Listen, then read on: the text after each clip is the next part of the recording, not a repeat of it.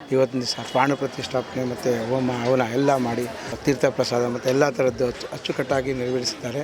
ಕರುಮಾರಿಯಮ್ಮ ಆಗಿನಿಂದಲೂ ನಮ್ಮನ್ನು ಕಾಯ್ತಾ ಬಂದಿದ್ದಾಳೆ. ಇವತ್ತು ಜೀರ್ಣೋದ್ಧಾರ ಮಾಡೋ ಕಾರ್ಯ ಒಂದು ಅದೃಷ್ಟ ನಮ್ಮ ಪಾಲಿಗೆ ಬಂದಿದೆ. ಜೀರ್ಣೋದ್ಧಾರ ಮಾಡಿ ನಾಗಪ್ಪನ ಪ್ರತಿಷ್ಠಾಪನೆ ಮಾಡಿ ಪೂಜೆಯನ್ನು ಸಲ್ಲಿಸೋಗಿ ವ್ಯವಸ್ಥೆ ಮಾಡಿದ್ದಾರೆ. ಕರಿಮಾರಿಯಮ್ಮ ಪ್ರೇರಣೆ ಮೇರೆಗೆ ಇವತ್ತು ಆ ಕಾರ್ಯಕ್ರಮಗಳು ಭಾಳ ಚೆನ್ನಾಗಿ ಅದ್ದೂರಿಯಾಗಿ ನಡ್ಕೊಂಡು ಬಂದಿದೆ ಸರ್. ಭಾಳ ದೊಡ್ಡ ಒಂದು ವಿದ್ಯಾರ್ಥಿ ನಿಲಯ, ಅಲ್ಲಿ ಸಮುದಾಯ ಭವನವನ್ನು ಕಟ್ತಾ ಇದ್ದೀವಿ, ಕಮರ್ಷಿಯಲ್ ಆಗೂ ಇದೆ.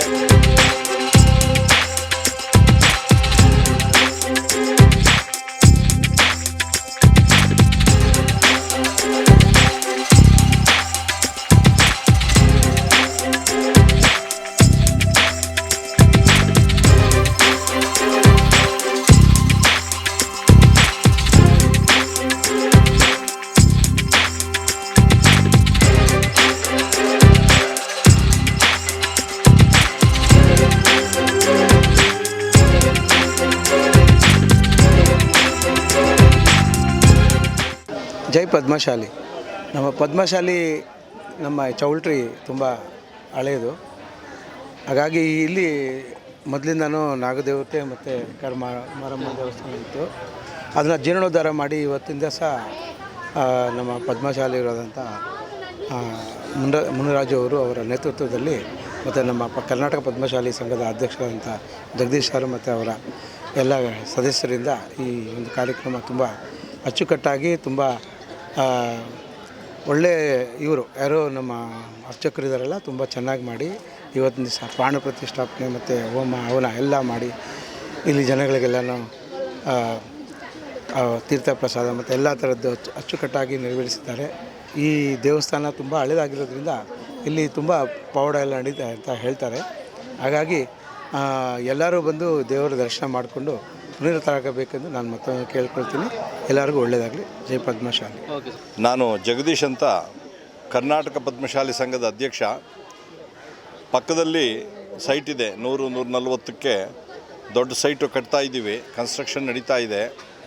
ಆ ಸಂಘದ ಒಂದು ಅಧೀನದಲ್ಲಿ ದೇವಸ್ಥಾನ ಸುಮಾರು 100 ವರ್ಷಗಳಿಂದಲೂ ಇತ್ತು. ಈ ದೇವಸ್ಥಾನ ಕರುಮಾರಿಯಮ್ಮ ದೇವಸ್ಥಾನ, ನಮ್ಮ ದ್ರೌಪದಮ್ಮ ದೇವಸ್ಥಾನ ಇದೆ ಪಕ್ಕದಲ್ಲೇ, ಧರ್ಮರಾಯರ ಗುಡಿ, ದೊಡ್ಡ ಧರ್ಮರಾಯರ ಗುಡಿ, ಇವೆಲ್ಲ 100 ವರ್ಷಗಳ ಇತಿಹಾಸ ಇರ್ತಕ್ಕಂಥದ್ದು. ಹಾಗೆ ನಮ್ಮ ಕರ್ನಾಟಕ ಪದ್ಮಶಾಲಿ ಸಂಘ ಏನಿದೆ, ನಮ್ಮ ನೇಕಾರಕ್ಕೆ ಸಂಬಂಧಪಟ್ಟಿದ್ದು, ಇಲ್ಲಿ ವಿದ್ಯಾರ್ಥಿ ನಿಲಯ, ಪದ್ಮಶಾಲಿ ವಿದ್ಯಾರ್ಥಿಗಳ ನಿಲಯ ಅಂತಲೇ ಈ ರಸ್ತೆಗೆ ಹೆಸರು. ಆಗ್ಲಿಂದಲೂ ಇದ್ದಂಥ ದೇವಸ್ಥಾನ ಈಗ ಜೀರ್ಣೋದ್ಧಾರ ಮಾಡೋ ಉದ್ದೇಶದಲ್ಲಿ ನಮ್ಮ ಇಲ್ಲಿ ಸ್ಲಮ್ ಇತ್ತು ಮೊದಲೆಲ್ಲ. ಇಲ್ಲಿ ಆ ಸ್ಲಮ್ ಏರಿಯಾನ ಈಗ ಗೌರ್ಮೆಂಟ್ನವರು 65 ಕ್ವಾರ್ಟರ್ಸ್ಗಳು ಕಟ್ಟಿಕೊಟ್ಟಿದ್ದೇನೆ, ಅವ್ರಿಗೆ ಒಳ್ಳೆಯ ಅನುಕೂಲ ಮಾಡಿದ್ದಾರೆ. ಅವರು ಈ ದೇವಸ್ಥಾನನ ಈಗ ನಡೆಸ್ತಾ ಇದ್ದಾರೆ. ಅದ್ರ ಜೊತೆಗೆ ನಮ್ಮ ಪದ್ಮಶಾಲಿಗರೇ ಆದ ಕುಲಸ್ಥರು ವೈರಮುಡಿ ಮುನಿರಾಜು ಅಂಥೇಳಿ ನಾಗರ ಪ್ರತಿಷ್ಠಾಪನೆ ಮಾಡ್ತಿದ್ದಾರೆ. ಅವ್ರದ್ದು ಹರಕೆ ಇತ್ತು ಮಗನ ಬಗ್ಗೆ. ಹಾಗಾಗಿ ಮುಕ್ತಿನಾಗ ದೇವರ ಜೊತೆಗೆ ಬೇರೆ ನಾಗರುಗಳ ಪ್ರತಿಷ್ಠಾಪನೆ ಮಾಡಿ ಇವತ್ತು ದೇವಸ್ಥಾನದ ಜೀರ್ಣೋದ್ಧಾರ ಆಗಿದೆ. ನಮಗೂ ಕೂಡ ಈ ಮೊದಲು ಹಾಸ್ಟೆಲ್ ಏನಿತ್ತು ಕರ್ನಾಟಕ ಪದ್ಮಶಾಲಿ ಸಂಘ ಅಂತ, ಅದೊಂದು ಕಲ್ಯಾಣ ಮಂಟಪ, ಅಲ್ಲಿ ಸಾವಿರಾರು ಮದುವೆಗಳಾಗಿದೆ. ನನ್ನ ಮದುವೆನೂ ಆಗಿ 44 ವರ್ಷಗಳು ಆಗಿದೆ. ಅಣ್ಣ ಅವ್ರದ್ದು ಮತ್ತು ಇವರೆಲ್ಲ ಕುಲಸ್ಥರು ಮದುವೆ ಆಗಿ ನಮ್ಮ ಶುಭ ಕಾರ್ಯಗಳೆಲ್ಲ ನಡೀತಾ ಇತ್ತು. ಹಾಗಾಗಿ ಶುಭ ಕಾರ್ಯಗಳಿಗೆ ದೇವಸ್ಥಾನ ಬೇಕು. ಕರುಮಾರಿಯಮ್ಮ ಆಗಿನಿಂದಲೂ ನಮ್ಮನ್ನು ಕಾಯ್ತಾ ಬಂದಿದ್ದಾಳೆ. ಅವಳ ಒಂದು ದೇವಸ್ಥಾನ ಹಳೆಯದಾಗಿದ್ದು ಇವತ್ತು ಜೀರ್ಣೋದ್ಧಾರ ಮಾಡೋ ಕಾರ್ಯ ಒಂದು ಅದೃಷ್ಟ ನಮ್ಮ ಪಾಲಿಗೆ ಬಂದಿದೆ. ಅದಕ್ಕೆ ನಮ್ಮ ಸ್ಥಳೀಯರೆಲ್ಲ ಸೇರಿಕೊಂಡಿದ್ದಾರೆ. ನಾವು ಕೂಡ ಸಂಘ, ಕರ್ನಾಟಕ ಪದ್ಮಶಾಲಿ ಮಹಿಳಾ ಸಂಘದ ಸಹಯೋಗದೊಂದಿಗೆ ಕರ್ನಾಟಕ ಪದ್ಮಶಾಲಿ ಸಂಘವೂ ಕೂಡ ಸೇರಿಕೊಂಡು ನಮ್ಮ ವೈಯಕ್ತಿಕವಾಗಿ ಕೂಡ ದೇವಸ್ಥಾನದ ಏಳಿಗೆಗೆ ನಾವು ಇವತ್ತೊಂದು ದಿನ ಪ್ರಯತ್ನ ಪಟ್ಟಿದ್ದೀವಿ. ಮುಕ್ತಿನಾಗ ತುಂಬ ಚೆನ್ನಾಗಿ ಪ್ರತಿಷ್ಠಾಪನೆಗೊಂಡಿದ್ದಾರೆ. ಇದ್ರ ಮುಖಾಂತರ ನಮ್ಮ 100 ವರ್ಷಗಳ ಕನಸು ಏನಿದೆ, ಶತಮಾನೋತ್ಸವ ಭವನ ಅಂಥೇಳಿ ಕಟ್ತಾ ಇದ್ದೀವಿ ಕರ್ನಾಟಕ ಪದ್ಮಶಾಲಾ ಸಂಘಕ್ಕೆ, ಅದು ಕೂಡ ನಿರ್ವಿಘ್ನವಾಗಿ ನಡಗಲಿ ಅಂತ ನಮ್ಮೆಲ್ಲರ ಒಂದು ಆಸೆ. ಭಾಳ ದೊಡ್ಡ ಒಂದು ವಿದ್ಯಾರ್ಥಿ ನಿಲಯ, ಅಲ್ಲಿ ಸಮುದಾಯ ಭವನವನ್ನು ಕಟ್ತಾ ಇದ್ದೀವಿ, ಕಮರ್ಷಿಯಲ್ ಆಗೂ ಇದೆ. ಹಾಗಾಗಿ ಈ ದೇವಸ್ಥಾನದ ಒಂದು ಜೀರ್ಣೋದ್ಧಾರ ಕಾರ್ಯದಲ್ಲಿ ನೀವೆಲ್ಲ ಪಾಲ್ಗೊಂಡಿದ್ದೀರಾ. ಎಲ್ರಿಗೂ ಒಳ್ಳೆಯದಾಗಲಿ ಅಂಥೇಳಿ ನಾನು ನಿಮ್ಮ ಮೂಲಕ ಕೇಳ್ಕೊತೀನಿ. ಸರ್ಕಾರದಿಂದ ಅನುದಾನಕ್ಕೂ ಪ್ರಯತ್ನ ಮಾಡ್ತಿದ್ದೀವಿ. ಸುಮಾರು 2.5 ಕೋಟಿಗಳ ಒಂದು ಅನುದಾನ ಕೊಡ್ತೀವಿ ಅಂತ ಭರವಸೆ ಕೊಟ್ಟಿದ್ದಾರೆ.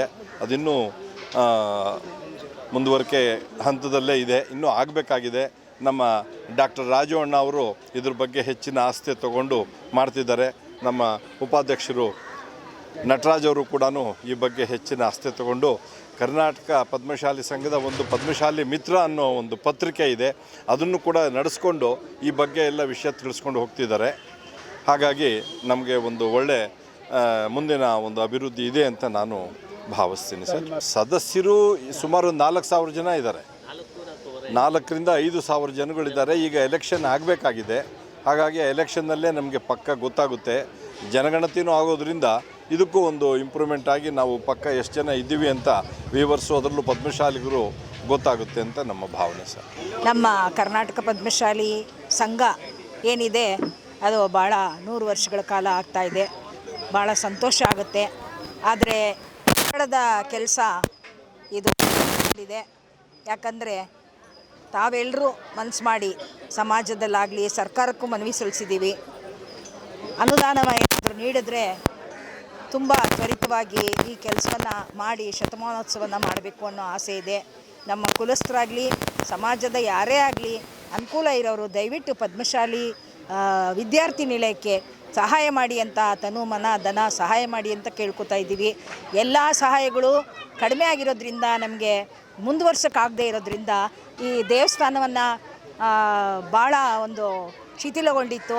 ಪೂರ್ಣ ಮಾಡಿ ಪೂಜೆ ಮಾಡಿ ದೇವರಿಗೆ ಮೊರೆ ಸಲ್ಲಿಸಿದ್ರೆ ಏನಾದರೂ ಪ್ರಯೋಜನ ಆಗುತ್ತೇನೋ ಅಂಥೇಳಿ ನಮ್ಮ ಪದ್ಮಶಾಲಿ ಕುಲಬಾಂಧವರಾದ ವೈರಮುಡಿ ಮುನ್ರಾಜು ಅವರು ಭಾಳ ಕಷ್ಟಪಟ್ಟು ತಾವೊಬ್ಬರೇ ಇದ್ರದ್ದೆಲ್ಲ ಒಂದು ಇದು ತಗೊಂಡು ಜವಾಬ್ದಾರಿ ತಗೊಂಡು ಇಷ್ಟು ಚೆನ್ನಾಗಿ ಪಾಳು ಬಿದ್ದ ಒಂದು ದೇವಾಲಯವನ್ನು ಇಷ್ಟು ಚೆನ್ನಾಗಿ ಮಾಡಿ ಇದನ್ನು ಜೀರ್ಣೋದ್ಧಾರ ಮಾಡಿ ನಾಗಪ್ಪನ ಪ್ರತಿಷ್ಠಾಪನೆ ಮಾಡಿ ಎಲ್ಲ ಮದುವೆ ಆಗದೇ ಇರೋ ಹೆಣ್ಮಕ್ಳಾಗಲಿ ಮಕ್ಕಳಾಗದೇ ಇರೋರಾಗಲಿ ಬಂದು ಇಲ್ಲಿ ಪೂಜೆಯನ್ನು ಸಲ್ಲಿಸೋಗಿ ವ್ಯವಸ್ಥೆ ಮಾಡಿದ್ದಾರೆ. ಅವರಿಗೂ ಧನ್ಯವಾದಗಳು. ಇಲ್ಲಿ ಬಂದ ನಿಮಗೆ ಎಲ್ರಿಗೂ ಧನ್ಯವಾದಗಳು. ಸಮಾಜದ ಒಳಿತಿಗಾಗಿ ಅವರು ಈ ಕೆಲಸ ಮಾಡಿದ್ದಾರೆ. ಸಮಾಜ ಒಂದು ಮುಂದಕ್ಕೆ ಬರೋದಕ್ಕೆ ಯಶಸ್ಸು ಆಗೋದಕ್ಕೆ ಕಟ್ಟಡ ಕಟ್ಟೋದಕ್ಕೆ ತಾವೆಲ್ಲರೂ ಸಹಾಯ ಮಾಡಿ ಅಂಥೇಳಿ ತಮ್ಮಲ್ಲಿ ಭಿನ್ನಮ ಮಾಡಿಕೊಳ್ತೇವೆ. ಈ ಒಂದು ಶುಭ ಗಳಿಗೆಯಲ್ಲಿ ಏನು ಮುಕ್ತಿನಾಗ ಪ್ರತಿಷ್ಠಾಪನೆ ನಮ್ಮ ಪದ್ಮಶಾಲಿ ವೈರಮುಡಿ ಮುನ್ರಾಜು ಅವರು ಮಾಡ್ತಿದ್ದಾರೆ. ಅದು ಸಂಕಲ್ಪ ಏನಿದೆ ಅಂತ ನಮ್ಮ ಪದ್ಮಶಾಲಿ ಶ್ರೀಮತಿ ಬಲ್ಮುದ್ರಿ ಉಮಾ ಜಗದೀಶ್ ಅವರು ಹೇಳಿದ್ರು. ಅದು ನನಗೆ ನಿಜವಾಗ್ಲೂ ಮೈ ಜುಮ್ಮಂತ ಇದೆ. ಅದು ಅವರ ಸಂಕಲ್ಪ ಏನಿದೆ ಅಂದರೆ ನಮ್ಮ ಒಂದು ಪದ್ಮಶಾಲಿ ಹಿಂದುಳಿದ ವರ್ಗದವರಾಗಿದ್ದು ನಾವು ಅದರಲ್ಲೂ ಮೈಕ್ರೋ ಕಮ್ಯುನಿಟಿ ಆಗಿದ್ದೀವಿ. ಆ ಮೇಡಮ್ ಏನು ಹೇಳ್ತಿದ್ದಾರೆ ನೋಡಿ, ಸಂಕಲ್ಪ ಏನಂದರೆ ನಮ್ಮ ಈ ಒಂದು ಮುಂದುವರೆದಂಥ ಒಂದು ಬೆಂಗಳೂರು ವಿಶ್ವವಿಖ್ಯಾತ ಬೆಂಗಳೂರಲ್ಲಿದ್ದೇವೆ ನಾವು. ಇದರಲ್ಲಿ ನಾವು ದೇವ್ರನ್ನ ಮೊರೆ ಹೋಗೋವಂಥ ಒಂದು ಕಾಲಘಟ್ಟದಲ್ಲಿ ನಾವು ನೇಕಾರರು ಇದ್ದಾರೆ ಅಂದರೆ ನಿಜವಾಗ್ಲೂ ನನಗೆ ತುಂಬ ಇವಾಗ ನನ್ನ ನಿಜವಾಗ್ಲೂ ಮೈ ಜುಮ್ ಅನ್ನಿಸ್ತಾ ಇದೆ. ಈ ಒಂದು ಇಲ್ಲಿರ್ತಕ್ಕಂಥ ಒಂದು ಕಾರ್ಪೊರೇಟರ್ ಆಗಿರಬಹುದು, ಒಂದು ಸರ್ಕಾರವೇ ಆಗಿರಬಹುದು, ಈ ಕಡೆ ನಿಜವಾಗ್ಲೂ ನಮ್ಮ ನೇಕಾರರ ಒಂದು ಈ ಸಂಕಲ್ಪನ ಅವರು ನಿಜವಾಗ್ಲೂ ತಗೊಂಡು ಆ ಮುಕ್ತನಾಗ ಮತ್ತು ಆ ಕರ್ಮಾರಿ ಅಮ್ಮನ ಕೃಪೆ ಅವ್ರಿಗೆ ಇರಲಿ. ಅವರು ಈ ನೇಕಾರರತ್ತ ಸ್ವಲ್ಪ ಈಗ ಗಮನ ಕೊಟ್ಟು ಏನು ಇದು ದೇವಸ್ಥಾನ 4 ಜನಕ್ಕೆ ಶಾಂತಿ ನೀಡ್ತಕ್ಕಂಥದ್ದು, ಒಳ್ಳೆ ದಾರಿ ತೋರಿಸ್ತಕ್ಕಂಥದ್ದು ಯುವಕರಿಗಾದರೂ ಅದರಲ್ಲೂ ವಿದ್ಯಾರ್ಥಿ ನಿಲಯ ಕಟ್ತಾ ಇದ್ದೀವಿ. ಆ ಮಕ್ಕಳಿಗೆಲ್ಲ ಈ ತಾಯಿ ಒಂದು ಕಾಪಾಡ್ತಕ್ಕಂಥದ್ದು.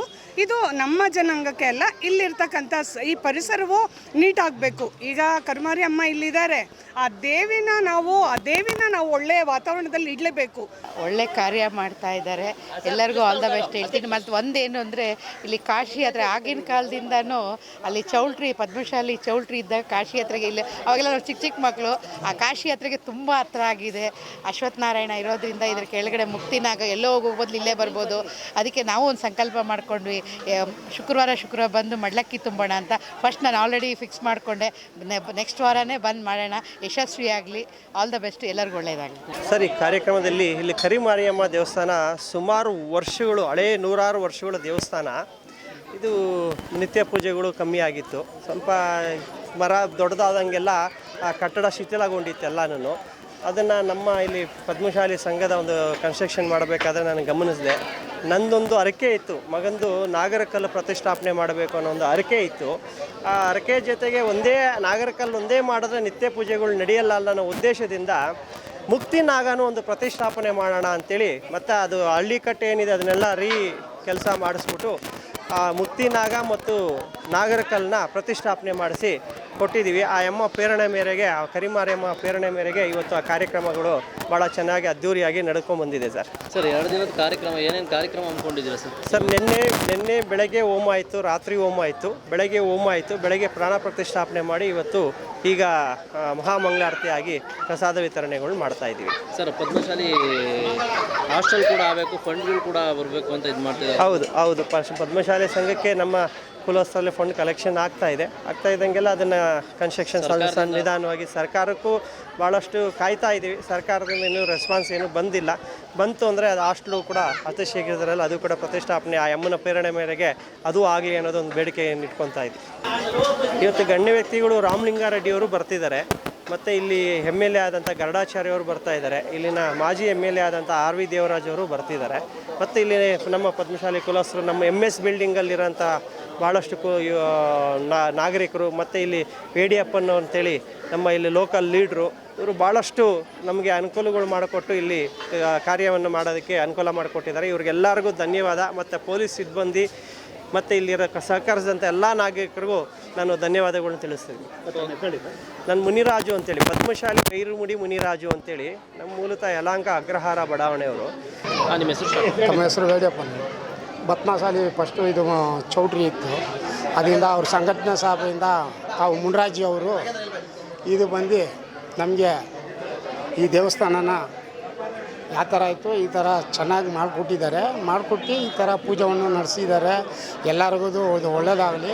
ಇನ್ನೊಂದು ಅವರು ಮುನ್ರಾಜ್ ಅವ್ರ ಕುಟುಂಬಕ್ಕೆ ಒಳ್ಳೆಯದು ನಾವು ಹೇಳ್ತೀವಿ, ಒಳ್ಳೆಯದೇ ಆಗಲಿ.